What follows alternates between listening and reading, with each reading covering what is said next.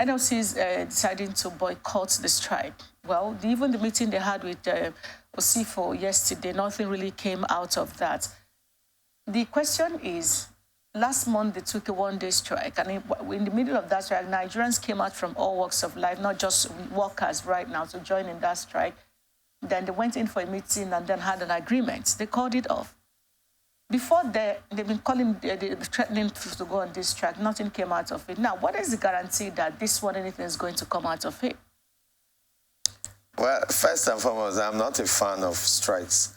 I think that whenever there is a strike, the damage is colossal on everybody in the economy, both the government, labor itself, and even the ordinary citizen, and unnecessary hardship.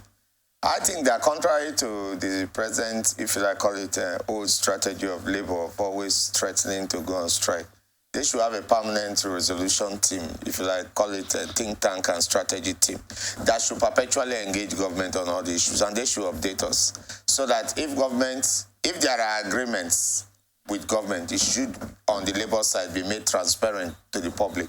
Let me hint that labor itself has aided and abetted the activities of government in not keeping to agreement, because more often than not, we hear there is an agreement. The details are not disclosed to anybody, so we don't even know if they are real or imaginary agreements. So why then are they going on another strike? We need to curb some of these things. I repeat, labor cannot use the strategy that was used in the 60s, 70s, 80s, and 90s. Today, the economy of the world is much more sophisticated. The losses in terms of money which we incur each time there's even a day strike is so colossal. If you recall it, Vivien, that was why we were talking about the sit-at-home in the East. And we say, do you see how much the individuals in the East lose?